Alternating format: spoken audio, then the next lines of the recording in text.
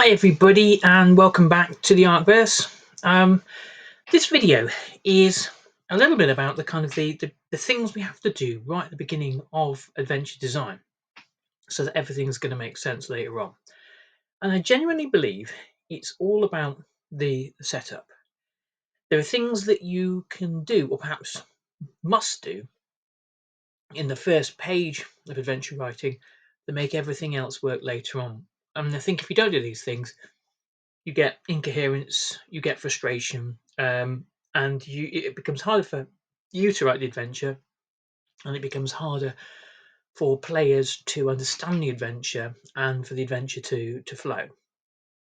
So it's about the premise originally that we begin with, and it's about how that premise flows into the different acts of the adventure and how those different acts break down into scenes and those scenes break down into encounters. So let's start with this guy here. This is Failver. Okay, this is a villain I've created recently. Failver is a god of the elves. He is the kind of the smith god, the Hephaestus kind of god of the elves. The god of fire and smoke and making things. Much as say sort of Sauron is in Lord of the Rings. He's originally a kind of like one of the Maiar who was good at crafting things, like for example magic rings. Failver was sort of a bit like that, and Failver has been cast out by the other elves, the other elven gods, and thrown down into the pit of Hades or somewhere dark and fiery.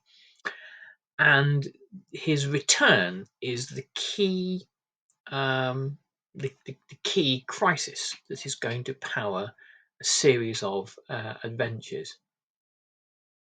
Now, the starting point for the adventure that I've recently written, called Failver's Shadow, is one where the elves, who have not been seen by any of the other character races, the humans, the dwarves, the gnomes, what have you, for 500 years, the elves return from the big forest of the north and say, "We're in trouble." And because this is essentially a civil war brewing between the elves, those loyal to Failver, and those opposed to him, we need outside help. We need you guys. We need people who are not kind of involved in this problem to help. And that sets up this kind of conceit about why the players are being drawn into this kind of this sort of internal conflict. This is such a big thing, Failver's return, the return of a god, long since believed to be cast into the shadows, that it's going to be able to power a series of one-shot adventures. In fact, probably an entire long campaign.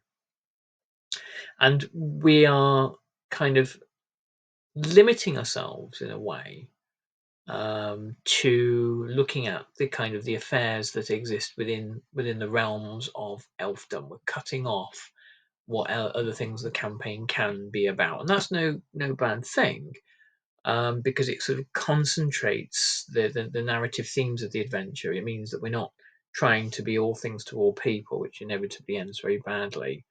We're not going to try to write an undead campaign or anything like that, but not to say that there might be elements of the undead within it. And we're setting ourselves a very simple kind of narrative structure where initially the nature of the crisis is revealed in kind of Lord of the Rings style within the first act of the first adventure, and then the narrative arc will flow from there. Now, the reason I say that is partly because you don't have to do it.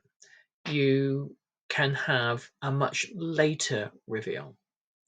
For example, in a different thing, and I'll just grab it now.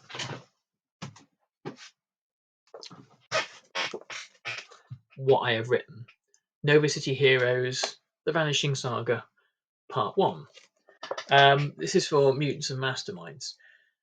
What happens is that initially all the world's superheroes, except for a small number of them, disappear. They vanish. And the actual cause of the vanishing is revealed not in the first 7 adventures of this book, but by about adventure 10, which I'm just currently writing, which will go in the second volume. And the reason I'm doing it like that and having a kind of much, much longer reveal is because, firstly, not every adventure in here directly addresses the vanishing, though the vanishing runs as a theme that unites all the adventures. And secondly, the role playing that I wanted the heroes to do was a kind of a more detective investigation, punctuated with superhero level, combat encounters. And by the setup, if you see, the setup informs the nature of the role playing, it informs the nature of the storytelling. Just as the setup here is instantly, you get the kind of the Gandalf exposition. Here is what is happening. The evil one has returned. And in the Vanishing Saga, the evil one will be revealed, but you've got to do a lot of figuring out because there isn't a Gandalf. A Gandalf is the person that knows. You can, there are versions of this in every genre, but it is the wise figure, the person who is able to do that key part of exposition in the story. You can choose to have it, you can choose not to have it, and if you choose not to have it, then the players have to do the Gandalf thing for themselves. They have to really kind of work out the nature of the crisis themselves. Once they understand the nature of the crisis, it's much, much easier for them to overcome it.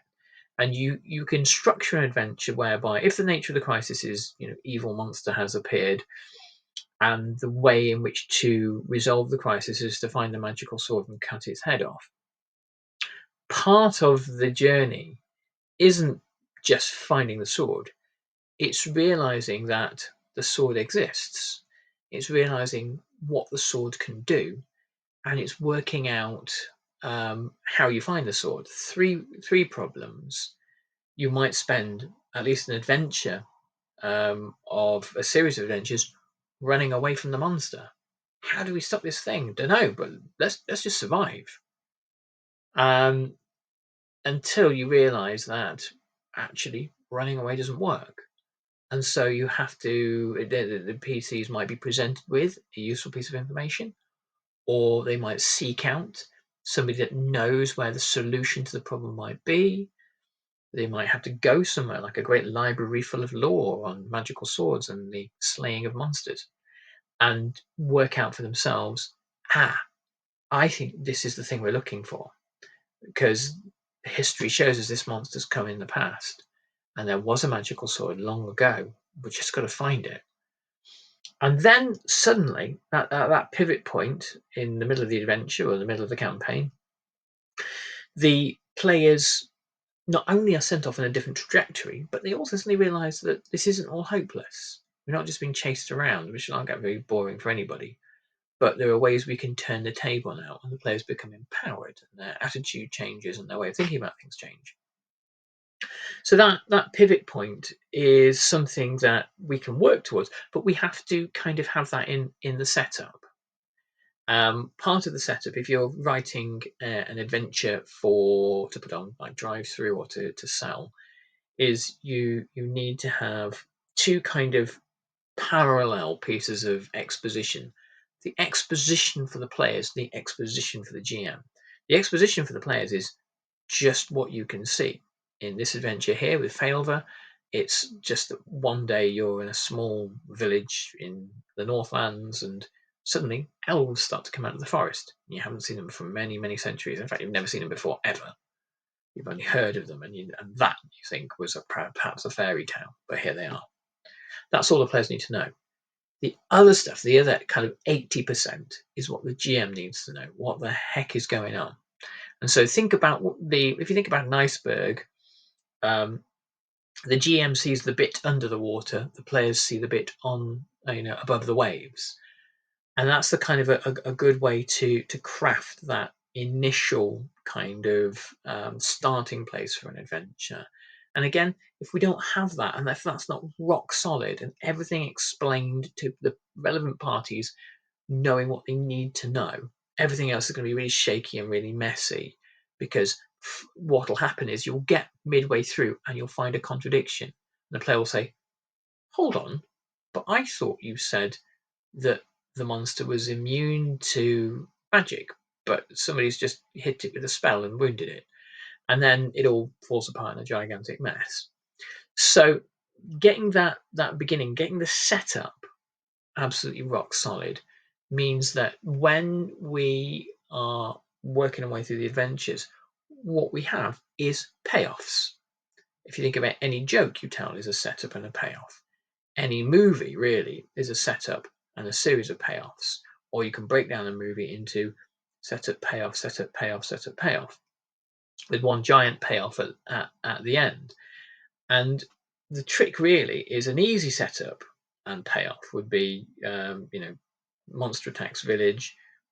Village elder says there's a magical sword down the well. Get the sword, slay the monster. That's as flat as a pancake. It's really, really boring, and no rational person would ever do that. But that's a setup and a payoff. If we have setup, payoff, but twist in the middle, where there's a sword down the well, but there's either something that the village elder knows about the monster and the sword that they're not telling you, that the whole thing is some elaborate trap to lure unwary adventurers down the well, which is really a portal into another dimension, something like that. Or we have somewhere where we recognize that getting the sword is perhaps what the village elder wants you to do, because he's some sort of evil wizard. And it was always about having somebody that wasn't connected with the monster or the curse that covers the village to get the sword out in the first place. But perhaps part of, there we work towards the payoff. But the real payoff is that the sword has a mind of its own. The sword doesn't want to be captured by the village elder, who is an evil wizard, and actually collaborates with the PCs to defeat the elder's plans. And then you have an inverse situation where the setup and the payoff is the setup and the narrative is flipped, and the payoff is the inverting of the original villain schemes, so that the players become empowered and they have a chance of surviving the situation and turning the tables on the bad guy. Something kind of like that. But it's all about setups and payoffs. But anyway, so I'll continue in the next few videos talking about this, about how we kind of create those firm foundations for adventures to begin with. But if you found this useful, please subscribe below, give us a like, do all the other stuff and share it around. And you can always find us, I'll put the details below, at www.enterthearchivist.com, where we give away an embarrassment of free stuff. Anyway, thanks very much, and I'll catch you on the next video. All the best. Bye-bye.